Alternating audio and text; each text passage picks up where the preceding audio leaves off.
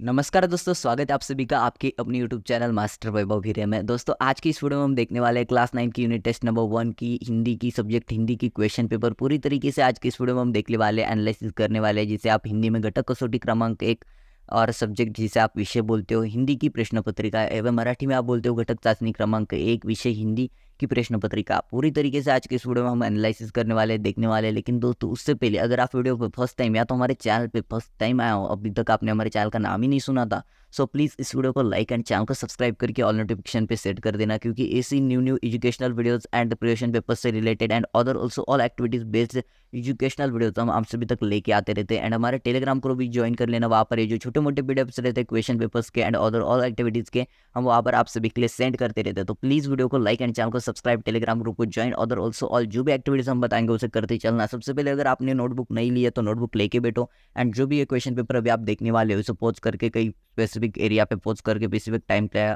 इसे पॉज करके आप लिख लेना। जब जब आप लिखोगे तो आपको इसका आंसर्स लिखने के लिए थोड़ा सा पेस रखना है। जब भी आप आंसर इसके फाइंड करोगे तब आपको लिखना है, क्योंकि अभी मैं आंसर बताऊंगा लेकिन अगर आप यूनिट टेस्ट में जब जाओगे तब आपको मोबाइल नहीं अलाउड रहेगा, वैसे आपको कोई बताने के लिए भी नहीं आएगा। सो प्लीज़ इससे इन सब चीज़ों को आप तो समझदार हो तो आप समझ लेना, ठीक है। चलिए वीडियो को स्टार्ट करते। प्रश्न एक, इसमें क्वेश्चन एक दिया गया है जो कि परिचित पढ़कर दी गई सूचनाओं के अनुसार कृतियाँ पूर्ण कीजिए, जिसमें हमें गद्य है, एक में है आकृति पूर्ण कीजिए, थानेदार ने अमरू को धमकी दी। देखो दोस्तों, सबसे पहले ये जो पठित गद्यांश है आपका, उसी के ऊपर ये आपको परिच्छेद आया है। यहाँ से लेके अगर थानेदार और पुलिस का यहाँ से लेके वापस आ गया यहाँ तक का यह परिच्छेद पढ़ना हो तो स्क्रीनशॉट ले लो, 2 पार्ट में इसका स्क्रीनशॉट ले लो। एंड अगर पीडीएफ चाहिए तो मैंने बोला टेलीग्राम चैनल को ज्वाइन करो। अगर लिंक से कोई प्रॉब्लम आ रही है आपको तो आप टेलीग्राम पे जाना एंड सर्च करना, सर्च बार पे मास्टर वैभव वीरे, जो भी चैनल टॉप पे फर्स्ट आपको रैंक करने को दिखाई देगा वही चैनल हमारा है, ठीक है। एक में आकृति पूर्ण कीजिए तो हमने पढ़ा है। उसके बाद कारण लिखिए, अमरू पर भीड़ अब तक नहीं टूट पड़ी थी, लेकिन क्यों टूट नहीं पड़ी थी ये जब आप परिच्छेद पढ़ोगे इसका जवाब आपको मिल जाएगा। तो इसके लिए आप खुद से जवाब फाइंड करो, क्योंकि मैं आपको यूनिट टेस्ट जब आपकी चालू रहेगी तभी तो आंसर बताने के लिए नहीं आ पाऊंगा ना। तो सेकंड वाला है, सेकंड वाले में फर्स्ट है, एक एक वाक्य में उत्तर लिखिए। जहाँ पर थानेदार अमरू को कहा ले जाने के लिए राजी हो गया। उसके बाद दूसरा है, निम्न शब्दों के लिए प्रश्न तैयार कीजिए। बेत तर बेत शब्द के लिए आपको एक क्वेश्चन तैयार करना है, क्वेश्चन बनाना है।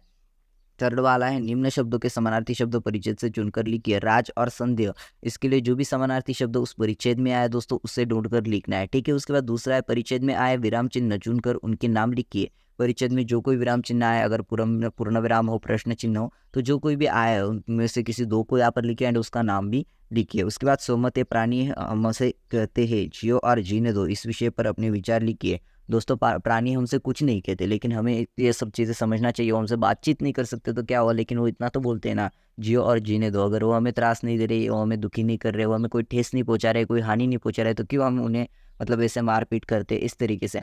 तो अपने आप को स्वमत लिखना, आपका कोई अधिकार यहाँ पर नहीं छीना चाहेगा। आप जितना आपके आकलन कौशल्य से लिखना चाहो उतना आप यहाँ पर लिख सकते हो। प्रश्न 2 में है, परिचित पढ़कर दी गई सूचना के अनुसार कृतियाँ पूर्ण कीजिए। जहाँ पर पद्य है, पहला प्रश्न है, संजाल पूर्ण कीजिए।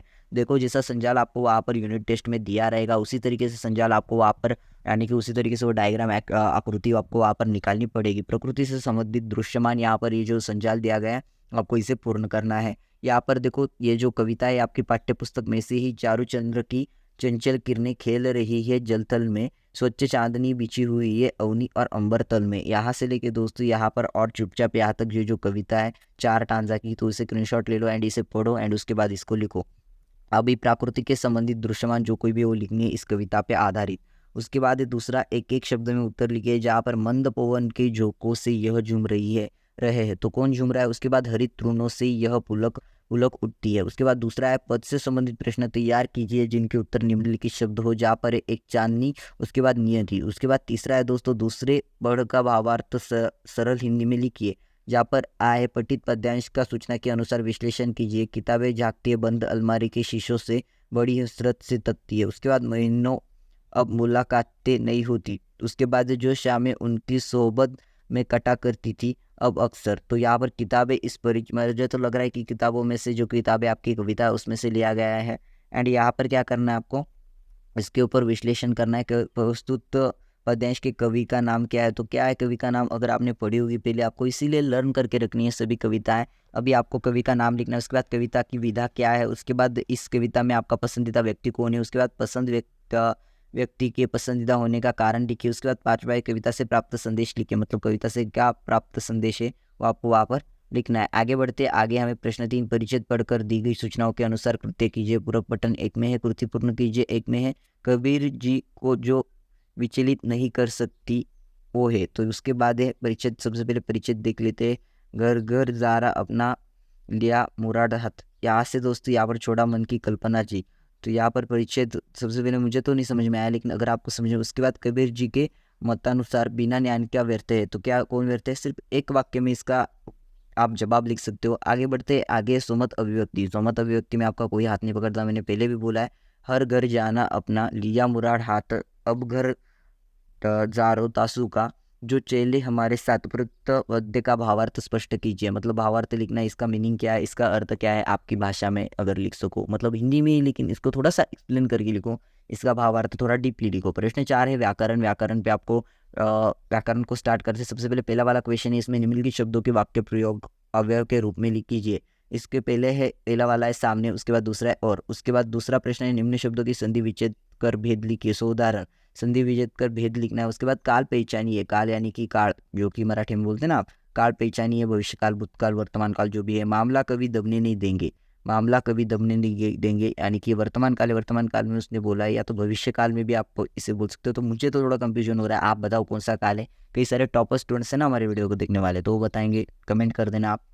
फोर्थ वाला है निम्न शब्दों को मानक वर्तनी के अनुसार लिखिए। कुर्ते, कसम, कम से कम। तो या उसके बाद है प्रश्न 5 उपयोजित लेखन। तो उपयोजित लेखन का एक पार्ट होता जो कि आपको अच्छे मार्क्स मिलते हैं। यहाँ पर है पत्र का प्रारूप तैयार कीजिए। अब आपको पत्र लिखना है। राजेश रागिनी कुलकर्णी, नेहरू रोड, अमरावती से माननीय व्यवस्थापक मौर्य बुक डेपो कोल्हापुर को पत्र लिखती है। हिंदी के आवश्यक पुस्तकों की मांग करते हुए पत्र लिखती है। उसके बाद दूसरा है निम्नलिखित गद्यांश पढ़कर 5 ऐसे प्रश्न तैयार कीजिए जिनके उत्तर एक एक वाक्य में हो। तो यहाँ पर गद्यांश दिया गया है। यह बात सभी जानते हैं कि विश्व के 185 देशों में इंग्लैंड साहित्य केवल 6 देशों की ही सरकारी भाषा। तो यहाँ से लेके दोस्तों कायम रह सके, तो अगर पढ़ना हो इसको तो स्क्रीनशॉट ले लो, ठीक है। आगे बढ़ते हैं कि क्या है इसके ऊपर क्वेश्चन। इसके ऊपर आपको तो सिर्फ क्वेश्चन तैयार करने हैं, खुद से क्वेश्चन तैयार करने, यानी कि एक गद्य आकलन है। तो इसको पढ़ने के बाद आप जितने क्वेश्चन खुद से तैयार कर सकते हो, 5 कम से कम 5 क्वेश्चन तो तैयारी कर दो यार। 10 भी करो तो कोई भी प्रॉब्लम नहीं है, अगर आपके पास समय रहता है तो आप इसे तैयार कर लेना। तो दोस्तों इस तरीके से थी आपकी यूनिट टेस्ट नंबर 1 घटक चाशनी क्रमांक की कक्षा 9वीं यानी कि क्लास 9 की हिंदी की क्वेश्चन पेपर पूरी तरीके से मैंने एनालिसिस करवाई है। एंड मेरी लास्ट में यही उम्मीद है आपसे कि आपने सभी ने इस वीडियो को लाइक, आपके प्यारों से हाथों से लाइक कर दिया होगा एंड चैनल को सब्सक्राइब करके ऑल नोटिफिकेशन पे सेट कर दिया होगा। एंड सभी का दिल से शुक्रिया जो भी हमारे प्यारे सब्सक्राइबर्स है जिन्होंने भी इस वीडियो को लाइक किया। एंड नए सब्सक्राइबर्स का भी वेलकम है हमारी यूट्यूब फैमिली में। ऐसे ही नई नई वीडियोस हम आपके लिए पोस्ट करते रहते, यूट्यूब पे डालते रहते। हमारे चैनल पे ऑल एजुकेशनल वीडियोस आपको मिल जाएगी, आपकी क्लास 8 से लेके क्लास 12 तक की। साथ ही साथ दोस्तों आपके चाचा का भतीजा, कोई भी आपका कोई भी रिश्तेदार हो, वो 9 में हो, उसका यूनिट टेस्ट चल रही है, तो उसके पास तक इस वीडियो को प्लीज़ शेयर करवा देना, क्योंकि मोस्ट इंपॉर्टेंट होता है एक स्टूडेंट्स को क्वेश्चन पेपर दे के उसकी मोस्टली प्रैक्टिस करवा लेना, ठीक है। उसके बाद हमारा टेलीग्राम के बारे में बता दिया, जो कि लिंक डिस्क्रिप्शन में है। एंड लिंक से प्रॉब्लम आए तो टेलीग्राम पे जाना, सर्च बार में सर्च करना मास्टर वैभव वीरे, एंड वहाँ पर हमारा चैनल टॉप पे आएगा। ऐसा ही लोगो जो चैनल का दिख रहा है, एंड वहीं पर टेलीग्राम चैनल को ज्वाइन कर लेना, वहाँ पर ही छोटे मोटे पीडीएफ्स वगैरह आपको मिल जाते हैं। सो थैंक यू दोस्तों जिनने वीडियो को लास्ट एंड तक देखा, दिल से शुक्रिया सभी सब्सक्राइबर्स, सभी व्यूअर्स, सभी लाइक करने वाले का। तो मिलते हैं अगली वाली वीडियो में, तब तक के लिए tata bye bye, take care.